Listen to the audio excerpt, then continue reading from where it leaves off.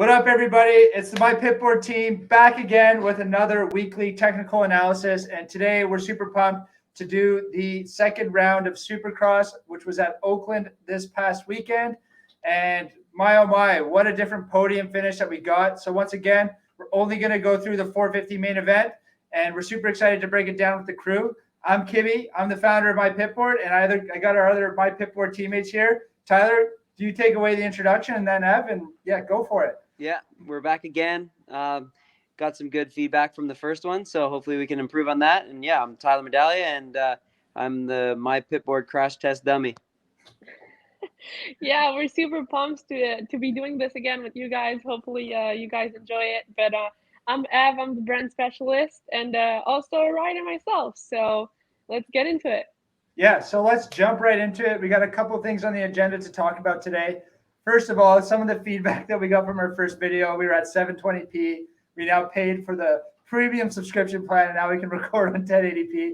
So hopefully you can see the data points a little bit clearer. And please, if you have any comments or feedback, or you want anything for us to cover in the coming episodes, please visit us on our YouTube channel, drop us a message on the comments, or email us directly at support@mypitboard.com, or please go visit us at mypitboard.com. Anyways, let's get into the race. Who cares about all that stuff? So let's talk about the press day and qualifying. So what are you guys' thoughts on what happened on the early Saturday? Well, first of all, I noticed that the track was pretty fast. It looked open, and I like when they put sand sections in. I know that some of the riders might not like it as much, but I feel like every track should have a sand section, and how they use that is room for mistakes and passing. And I think we've seen that again a little bit this weekend, even though it was kind of like a one-line deal on that one. But yeah, and then the big notes coming from practice was, I noticed that just with those guys going after it, like how deep the field is. I know it gets played out, but man, Ferrandis went fastest, Tomac went fastest, Webb went fastest. It just kept going on and on and on. You're like, holy crap, these guys are on it. And yeah, it was awesome right from the get-go. Yeah, and we can't forget about Roczen's big crash also in qualifying. So I thought it took him out, but he got back up and did the whole rest of the day. So that was super good of him. But it was a pretty nasty crash with the Sexton as well. So that was, I think, one of the main things that happened in qualifying as well. Yeah, that could have been way worse. And yeah. Yeah, it's just lucky he clipped that visor, eh? Oh my gosh. Then how about, why did he not take the visor off going back to the pits? I don't know if you guys saw, but he probably didn't left know. the visor like this going back to the pits. It didn't look too good. Well, those good old Fox visors are always just hanging off somewhere on most riders, or you always see guys during a moto, they're just gone. So anyways, that's cool. But let's get a bit more into the track. So Tyler, you said that you always like seeing a sand section. Why specifically? Just because it changes the surface of the, it's not so consistent like every other section. Like they have, I don't know, the ground is always moving in the sand and the lines change all the time. So it's not the exact same, even though the entire track does eventually break down and change. The sand section is a lot more unpredictable, and then it causes washouts, and you can, if you're not paying attention, you can make a small mistake pretty quickly. And I know, the one, they had a couple tracks last year where there was like almost like a wave rhythm lane. I think those are awesome. They should incorporate that more, in my opinion. But I definitely noticed that when they were going through the whoops in the qualifying time sessions, you could see their back tire almost like disappear. And I know that they're preparing for the futures, so they weren't as big as the ones at A1. But when they were going, especially the 450s, when they were ripping across the tops, like the guys that are really good at whoops, when they started going more and more aggressive, you can see the tire disappear into the whoop because it was spongy.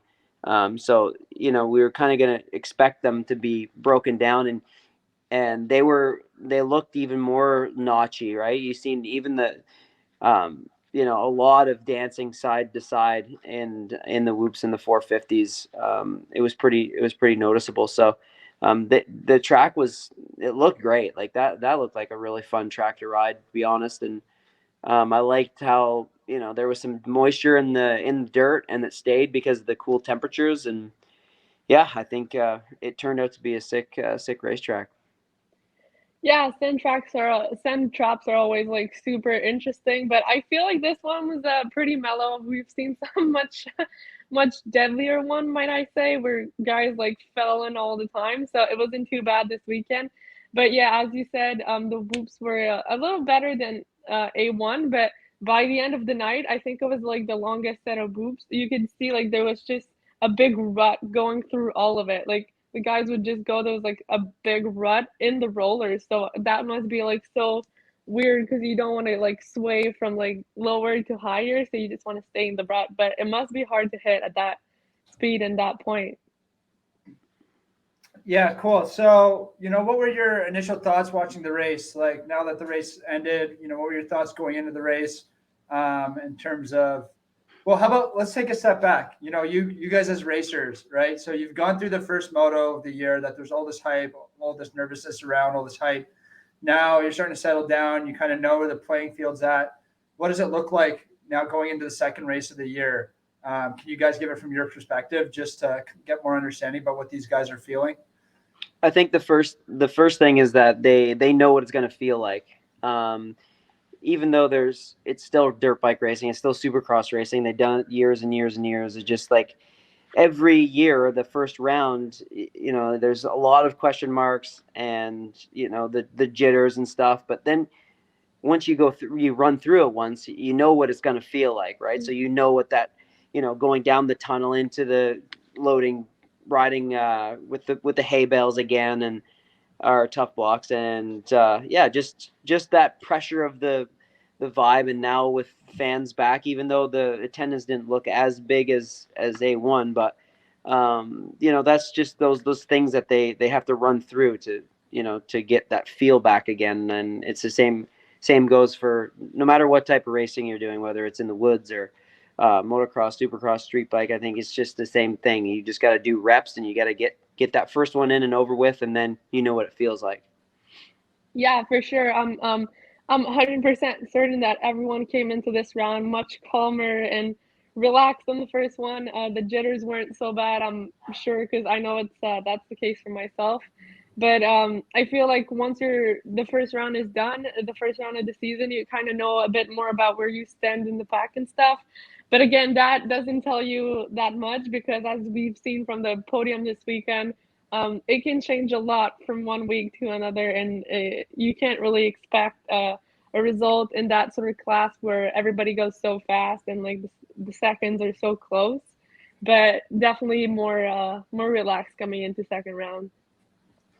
Was there anybody from this past weekend that you thought really stood out, a lot more over A1, or is there guys that you seen will perform better under this pressure? Is there anything like that kind of stood out this weekend?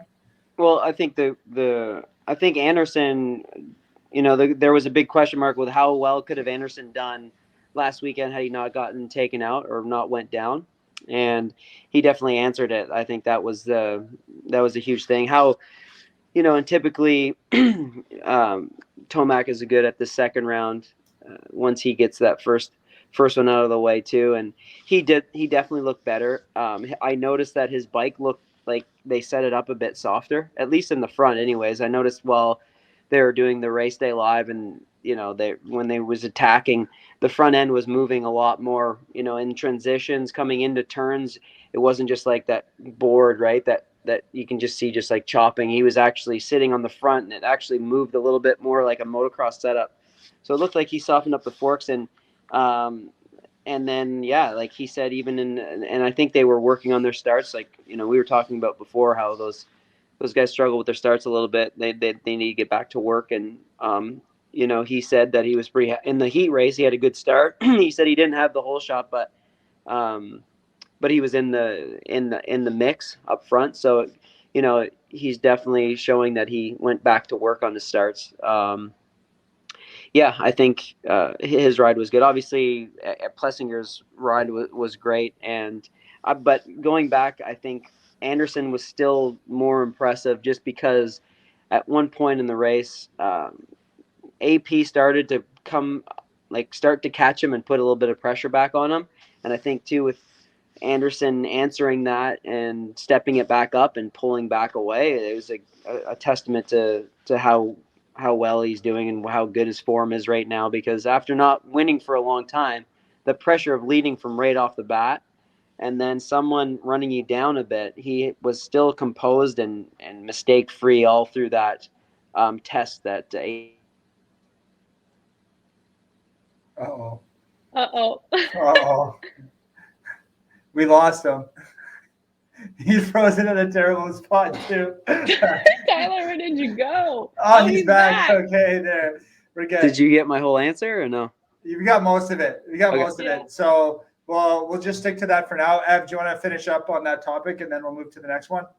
Yeah, I think Tyler covered most of it, but for sure Anderson was the one who impressed me the most, and you could see just how much that win meant to him. It's been since 2018, I think they were saying, and I think that's just amazing. Like, I can't imagine what it must feel to win after 4 years of racing and not being able to win. What it's like to win again. So I think my hat goes up to him today. Yeah, especially on a new bike and a new team is super, super impressive and good for him. So, yeah, and what Tyler was saying too was impressive when he started to pull away from Plessinger when Plessinger was starting to reel him in. We actually see that on the data, so we'll bring that up in a couple minutes. But let's talk about the heat races here quickly. One of the important notes to take away was the two race winners in the heat race, didn't podium. It didn't podium this weekend, and so that was pretty interesting. Tomac really looked like he was on fire, like he was railing those berms. It was super impressive, and I thought he was in there for the win, but it didn't really seem so. And then Chase Sexton obviously looked good, and he had a lot of speed in A1, and he was definitely one of my favorites for the win. But I wasn't really able to pull it together, although he was fast, and we did see that. But do you guys want to comment on that? Yeah, well, the first thing I noticed too was how perfect Chase Sexton's start was in the heat. He just drove straight out the gate. His front tire wasn't even moving. Like his front wheel was probably only an inch or so off the ground for, probably 50 feet, and it was dialed in. I think he used up his good start in the wrong race, but I think when we went back and took a look at things, like I think it was like 10 minutes into the race. They had like a rear shot of the long rhythm lane, and it was just all these guys like in a train, just factory bikes up and down, and there's just a freight train of them. It's just crazy. It's such a good time to be a fan of the sport. Like all these guys are so talented, and I think there's going to be so many different winners this year. It's awesome. Yeah, and talking about talent, you definitely saw that yesterday when Roczen went down and could only get back up to what I think 14, like something around Yeah, I think that. he finished in 13th. Sexton was 12th. That just blows my mind. Like, he is one of the fastest guys out there, and he could only get back up to 14. So like it's nuts. Like, he was the points leader from the first round, and now he got like a 13. Position finish. So I think that's crazy and shows just how many fast guys are out there on the track every single round. So definitely I agree with you, Tyler, and we're going to see maybe different winners every weekend. I don't know, but we're definitely going to see a lot of mix up around there. Yeah, I want to jump into one quick point too before we get into the main event and the actual technical analysis a little bit more in depth. But, what are your guys' thoughts on the actual heat race itself? Like, are these guys really giving it 110%? Do you really want to go out there and win the heat race, or like getting top 3 in the heat race gives you enough of a gate choice to make it matter in the main event? So, or is it more about the momentum, about winning that heat race? Like, what is your opinion on that? Yeah, I think that at this point that you can't let up at any point, especially in that class with, not forget about the money that, the bonus money that they get for winning. Is just like from the time that those guys set their tires on the track, it's all out. I mean, sure, like you could check up a little bit, but you check up too much, then you get into, guys like Ryan Brees, that kind of stuff, right? The more you check up, the more you're gonna have to deal with different things that aren't in your control. So it's like as soon as the gate drops, it's get to the damn finish line. Yeah, for sure. And like they really have to set themselves up for the for the final, for the main. So if they go out and don't go like as fast as they should, then they get into the main and they're not prepped for it. And you never know when a mistake is gonna happen. So you don't want to like settle and keep it like mellow, just like in a qualifying position. Then in the last corner you fall or something, because that's not good, and you don't want that to happen. So I think they always go out there and just give their best. And I always find that I make more mistakes when I don't go to my speed, when I try to go like a bit slower or just like tone it down a bit. That's where I start making mistakes, because you're so used to going at one speed and running like a clock. So when you try to go slower, then you're out of sync everywhere and you just make a bunch of mistakes. And the heat race is now somewhere where you want to make mistakes or injure yourself for the rest of the night. So I'd say they go out there and just like you said, Tyler, every time they put their tires on the track, it's go time. Yeah, my question was more stemming from let's say you're kind of in a position or you're in a good flow. The finishing order is pretty much set, given that you maintain your time. Like, would you take that time to try and find some better lines, or to set yourself up better for the main? If you don't get that start, then at least you have these other lines dialed in, or what do you think about that? Yeah, I mean, if they have the capability of like slowing it down enough and having the mindset to search for things and be able to do that, that's great. But I think just going back, like I think it's tough. I think these guys are. I mean, there's a select few. Like you can see sometimes Kenny will try off rhythms, and you can see sometimes different people searching for lines. But for the most part, I think it's pretty tricky. I think these guys are. They're going for it steady. So, there is a bit of that, I would imagine, but I think it's harder than it's easier said than done, really. Yeah, and on the built-up track like this, I think that it changes so much, because it's not, like it hasn't been the same track for 15 years. Like it got built a few days before, so it moves around so much that you can't spend too many time trying to see lines and stuff like that, because probably by the time you get into the main, it's not even going to be there anymore. Yeah. Okay. Well, then let's get into the main then. Okay. So we'll go through the lap times. We'll show the top three lap times. So again, finishing order: Anderson first, AP second, Barsha in third. So and then top five really was a completely different top five. Well, to some respect than last week. The only two that finished in their same position in A1 was Barsha in third and Mookie in fifth. So those were pretty solid rides by them and good consistency. But Anderson and AP was, definitely surprising. But let's open up the data here and let's go through the race a little bit. So, what do you guys think off the get-go? Let's talk about the whole shot. So Cincerello, again, had a killer start and was up there, and pretty much it was pretty strategic for Kawasaki, because he kind of just let Jason Anderson by, and Anderson had a clear track. So that was good, and he was able to pull away. But, let's just talk about Cincerello, since we're talking about the beginning of the race. And so what are your guys' opinion on him riding with that sore shoulder and kind of nursing a little bit? Do you think, would it be better for him to just kind of should he have just waited a race or two? Or, what's the mentality for him now? Because, he seems like he is in some pain. So just what are your initial thoughts on that? Yeah, I think just with how he is, like, that's a big question. I think their whole camp is probably wondering what the best decision is to do. Obviously, they want this guy on the track. He's a fan favorite. Even what he did with just letting his teammate go by on the first lap, like he had the awareness to check who it was, and then give him some room.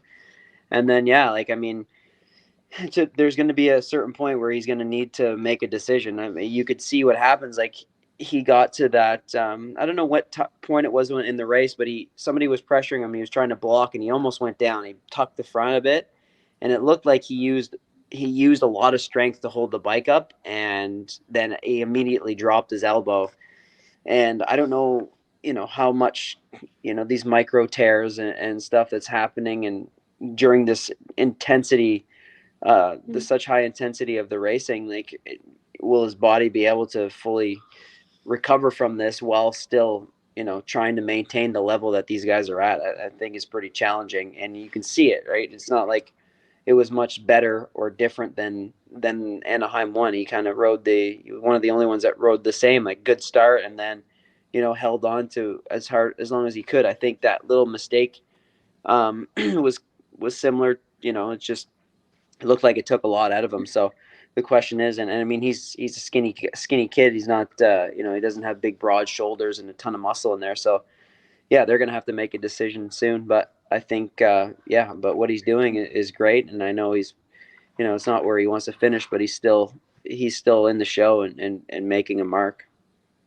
Yeah, and it's definitely like a tough situation, because if he was just trying to gain points and in hope of getting better and getting some wins by the end of the season to maybe get like a good position for the championship, that'd be one thing. But with that kind of injury, like, you don't recover by racing every weekend. So I don't think we can expect it to get much better, and he's only going to hurt more as the season goes on. So the results are going to be affected by that, I believe, or I assume they're going to be affected. So it's difficult to see. It's a tough situation. Like, is it worth it to race to maybe not get the results that you wanted? But at least he's out there and he's racing. But I remember one of the announcers last night. He said he talked to AC at the end of the race last weekend, and AC said he was hurting so much that he was super pumped about an 11th. So considering the rider he is and how fast he is and like the wins he's had, to say that he's satisfied with the 11 position, I think that tells you a lot about the injury he's currently battling with. Yeah, good point. So it'll be interesting to see. We'll keep a close eye on him over the next or the coming weeks and see what comes out on the socials on that end. And it'll be interesting to see what happens again next week and if he makes any progression. But let's jump back into the main and kind of what happened. So obviously Anderson getting around him was pretty crucial and allowed him to get a clear track in front of him and set his sights on trying to get the win. But, if you watch the race, AP didn't, look like he had a lot of nerves on him in the first two laps there. And it wasn't really until 5 minutes where I saw that he looked a lot more aggressive on the bike, and it kind of showed in the lap time. So, what do you guys think was going through Plessinger's head? That he was in second, wasn't really getting too much pressure from behind, so that allowed him to get in a clear mental space to say, hey, you know what? I think I can actually go challenge Anderson here and potentially go for the win. So what are you guys' thoughts on AP in the early stages of the race? Yeah, I think you could just see just even looking at the lap times, like, where he's like started to get his confidence back. And it's just all it takes is just one opportunity like that. And then you're like, hey, like, this is what I do. This is what I'm supposed to be doing. I'm ready for this. And then, you get that one little thing that clicks in your head, and then you're sailing towards the front. It's great. Yeah, you can see, but just the graphic that on lap 8, he had the fastest lap, and he was always super close to Anderson's lap time. And by the end of the race, if you look at the last lap, lap 22, he was the one with the fastest lap time. So it seems like he made a mistake on lap 16, but otherwise he was always there. He was fairly consistent if you look comparing to Barsha, who was a bit more up and down. Plessinger was a bit more consistent, but you can see he definitely had the speed to be there. And he's going to be in the battle for the next few weekends for sure. Yeah, I would say he was my biggest surprise. I didn't expect him to do that well right off the get-go, so that was definitely interesting. And yeah, the bike still looks a little bit weird on him. We were talking about this earlier because of his size, but we can get more into detail on that. But just looking at the data here quickly, like him and Anderson were trading, laps where, one lap Plessinger was faster than the other Anderson, and kind of trading lap times really most of the race and being able to keep that gap pretty consistent on average. So that was pretty cool to watch. But what did you guys think about Barsha? I mean, Barsha had some of the pace at the beginning, but it looked like, for most of the race, he was always about 0.2 to 0.5 seconds off the leaders for, I wouldn't say most of the race. Like, he was in check with them for a good portion, and I actually thought he was going to pressure AP and potentially put the pass down on him, but was off the pace just a little bit. So what do you guys think about Barsha and the takeaways from that? Yeah, I think that he's been he's been super impressive, but he typically does start off really good. He's good. He's pretty mentally strong as a rider, but yeah, I mean, you have to be super sharp, and I'm not sure like if anybody's watched the onboard GoPro videos that they're posting, like, man, that poor bike is on the rev limiter 3/4 of the way around the whole track. Like, I feel like that kind of riding, it comes at a cost. I think you can't. I mean, he's so used to it. I mean, I remember him when he was just a kid, just getting on big bikes and listening to that bike scream around MTF for hours and hours and hours every day. So, I mean, he's used to it. But I mean, I think at some point there's going to be, it's hard to say that if that type of riding, will be as consistent and as punctual as it should be on Supercross. But I mean, he makes it work, and I'm a fan. I'm hoping that he he can keep that red plate. I think it's good, and it adds to the series, these characters, and now that they're starting to open up a little bit more so than the previous generation where everything was all tight-lipped and secrets and just people kind of just hating each other all the time. Now it's more open book, and all these people are getting the taste of the top end speed, and I think it's just great. It's going to be sweet to follow the story, and hopefully he can keep it up. Yeah, and you can see just by looking at the graphic that he's much closer to the top 2 guys lap times than he was last weekend. So I think that's pretty interesting, and it could mean a lot to him. Like, he was a bit off pace some laps, but some laps he was the one doing the fastest lap time. So I think he's getting closer. He got closer this weekend, but let's see if he can make it happen again next weekend. Sorry. Like you said, he starts the season strong every season. So let's see if he can keep it going this time.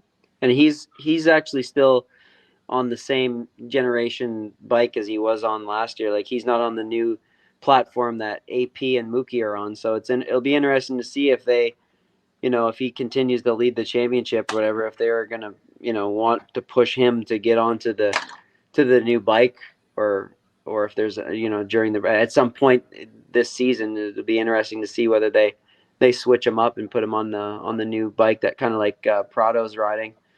So we'll see. Yeah, and as gas riders, Tyler, I think you can agree it's going to be pretty sick to see that gas with the red plate, and hopefully he hangs on to it for a while, because it's going to be a sweet looking bike for sure. Yeah.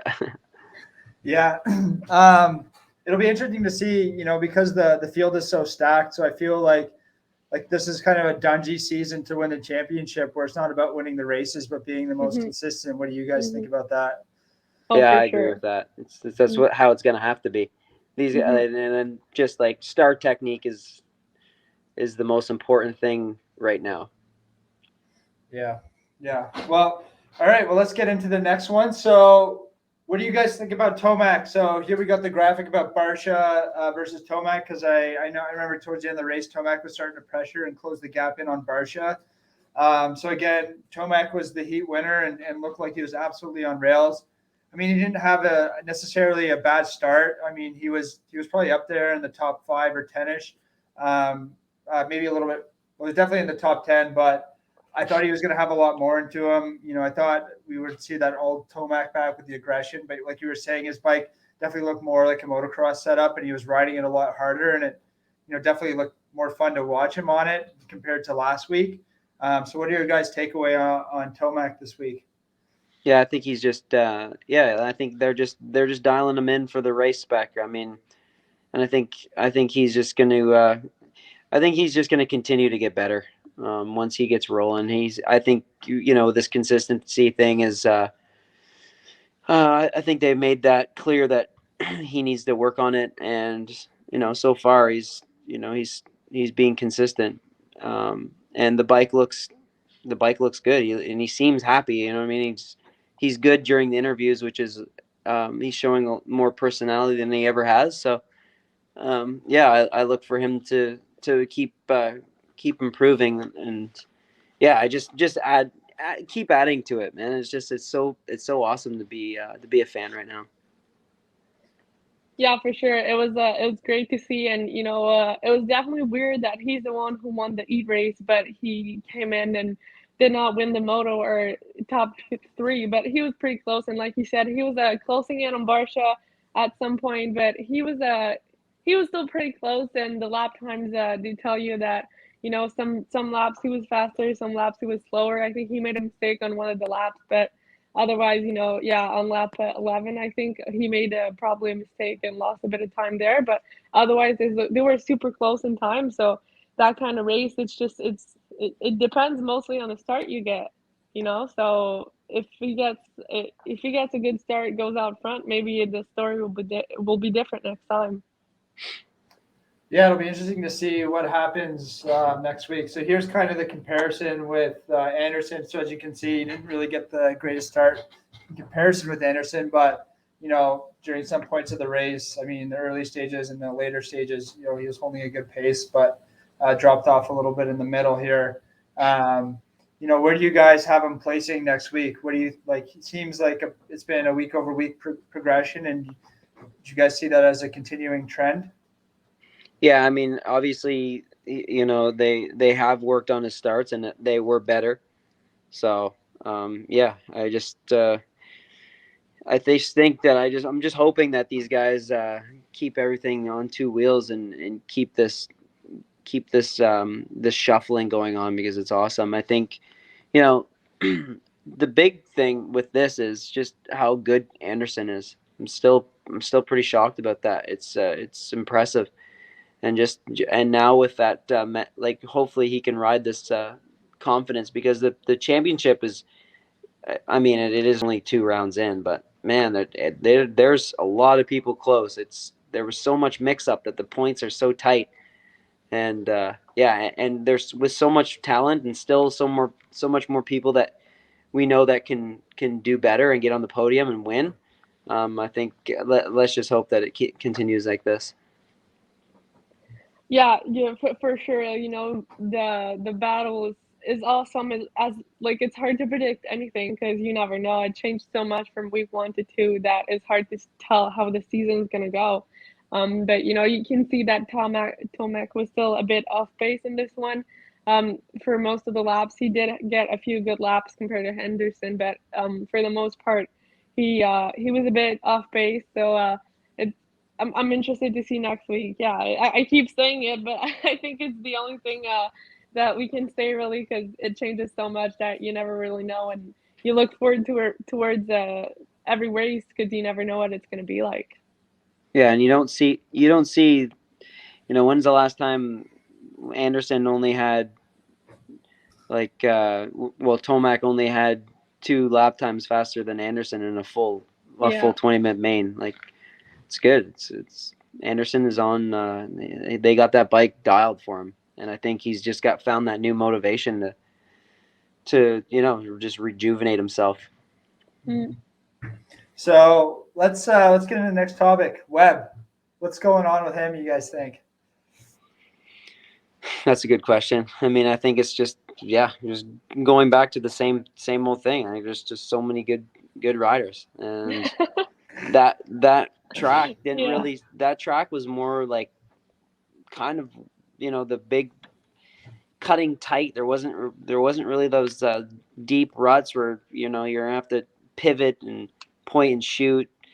The outdoor guys that are railing stuff were flying. So I think that track really didn't really play into Webb's favor, even though his qualifying time was great, which is typically not his strong suit. So yeah, I think there was a lot. I think everybody there wasn't as many mistakes made, I guess you should say, and and was just kind of didn't start off that good. So just by the lap times, right? You got to.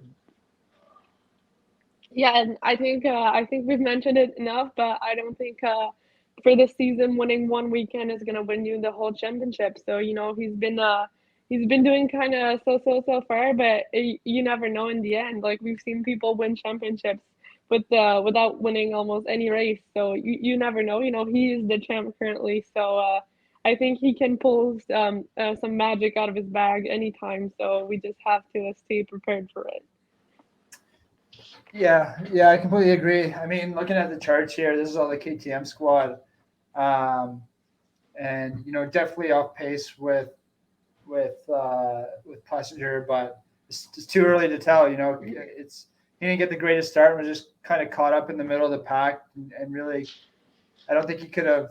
Looking at the race, I mean, he couldn't really move to the places that he wanted to be to try and get some speed back into there. So. Yeah, definitely interesting. But let's go into the previous one. What do you guys think about Stewart this week? Another fifth place finish for him, which is pretty solid. Being on that new Rockstar Husky, and you think, his lap times are pretty solid as well. Definitely off pace compared to AP a little bit, but got better towards the end of the moto. He's shown some signs of speed, some raw speed, but still, I feel like doesn't have enough to. Really push for the podium just yet. Like I wouldn't place him as a podium contender. What do you guys think about that? Yeah, I still don't think that he's got the outright speed just to run through the pack. I think it'll be interesting to see what he could do with a whole shot. I think it'd be great. So I think that's another one of his things there. He's got to get better starts. It hasn't been up front on really any of the starts. So let's hope he gets a start, because again, it's just he's got the speed as well, and he's showing strides of improvement, and just that's what we need as the viewer. We need him to get a start, and the fans to see him get a start, and then they'll just keep adding to it. Yeah, and as you can see, like his lap times are still a bit off AP, like you mentioned. So I agree with the fact that he's not quite top 3 yet, but his lap times are right there, and I think that's the best Mookie we've seen so far. Like he's more up there than he's ever been, and hopefully that keeps going for him, because that's cool for sure. But he's still missing a bit, so hopefully he can pick it up for the next few rounds, because we'd love to see him top 3 and maybe even win by the end of the season. Yeah, well, it'll be interesting to watch, but he's got to find a little bit more to him. But let's get into the last topic, of tonight's episode. So obviously the one that is probably the most anxious to talk about here is Roczen and Sexton having such an amazing performance last weekend, and this weekend kind of dropping the ball a little bit. T, you might want to go on mute. Anyways, so I'll just mute you. There you go. Okay, perfect. So anyways, so Roczen and Sexton, really doing well last weekend. This weekend, kind of dropping the balls. Looking at the data, Sexton did have some of that outright speed. Just, really, he won the heat race, but didn't get that start that he wanted. Either did Kenny. Kenny was up there, but made a crucial mistakes in the whoops. Seems like the whoops weren't his best friend this week. What do you guys think's going on with those guys and under the Honda pit? Well, it's just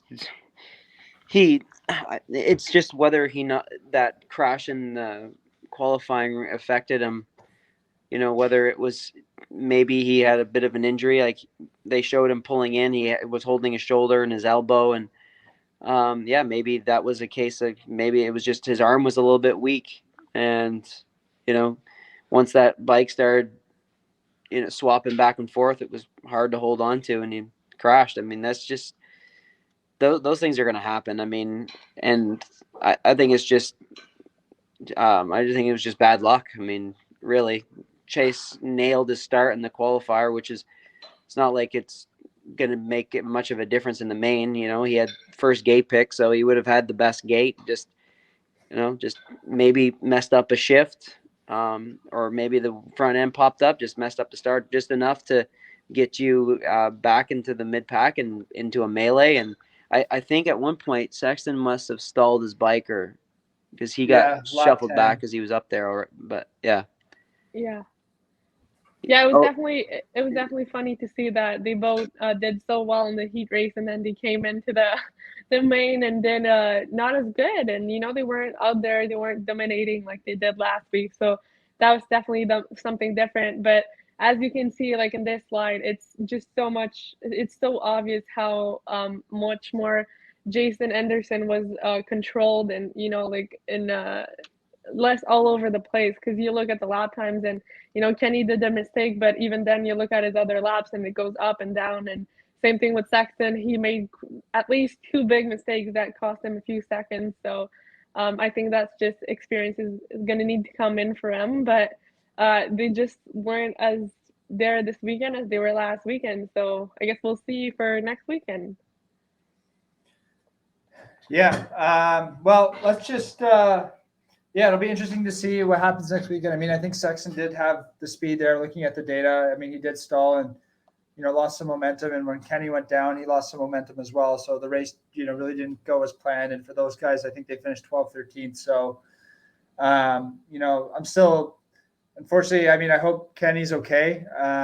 Always running into these issues, and I'd like to see him bounce back next week. But I really want to see Sexton getting another good start and being up front, and him and Anderson maybe going at it. But what do you guys project predictions for the upcoming week?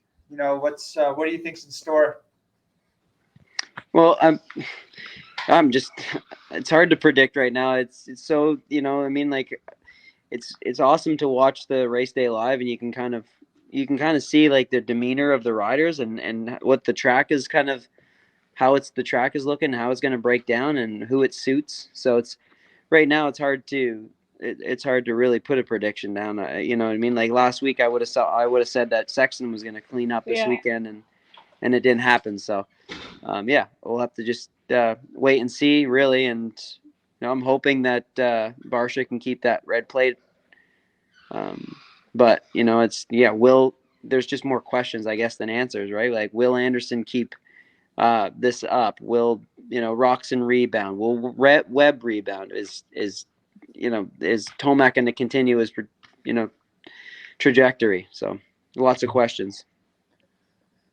Yeah, I'm gonna hope for Barsha, just because I think it's really cool, considering like his history and fellow gas rider. So I'm gonna say Barsha, but I guess we'll see. We'll see next weekend.